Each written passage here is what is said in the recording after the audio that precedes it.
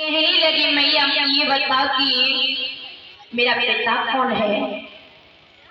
माँ ने कहा बेटा तुम्हें किसी ने गलत बताया है, ये पिता कुछ नहीं होता है। ध्रुव जी कहने लगे नहीं मैया ये पिता कुछ नहीं होता, तो मैं उन छोटी छोटी बच्चों की मार कभी नहीं खाता। ये बताओ माँ मेरा पिता कौन है। तो आज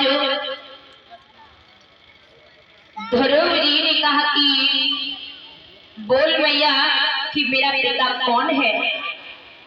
माँ ने कहा बेटा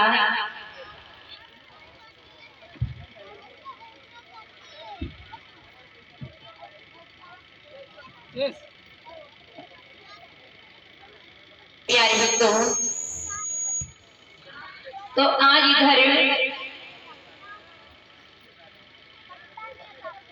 ध्रुव जी की माँ ने पूछा बेटा तुम कहाँ खेलने गई थी।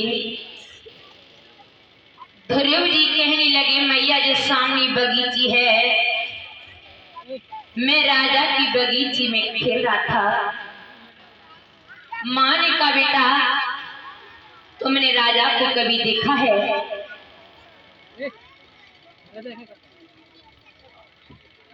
तो आज ध्रुव जी ने कहा कि हाँ माँ मैंने खूब देखा है। घोड़ी पर सवार होकर अपनी कुटिया से निकल करके जाते हैं। ध्रुव जी कहने लगी माँ तुम राजा की बात क्यों कर रही हो। माँ ने कहा बेटा आज से तुम यही समझ लो कि राजा ही तुम्हारे पिता हैं।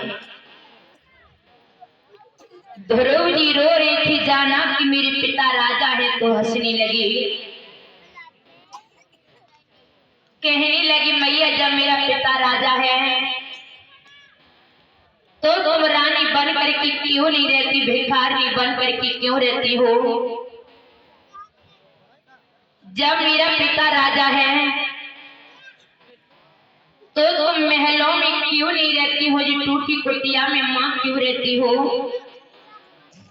माँ ने कहा बेटा तुम्हारी एक और माँ है मौसी, और वो लोग महलों में रहती, तुम्हारा एक भैया भी रहता है, और हम लोग जब टूटी कुटिया में रहते हैं।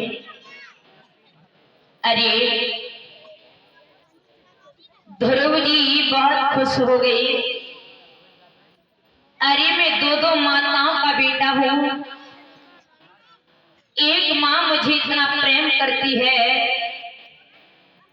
तो दूसरी माँ मुझे कितना प्रेम करती होगी। तो अब ध्रुव जी बहुत खुश हो गए और मौसी से मिलने के लिए जैसी महलों की ओर बड़ी महलों पर आए, पिता से मिलने के लिए आए हैं।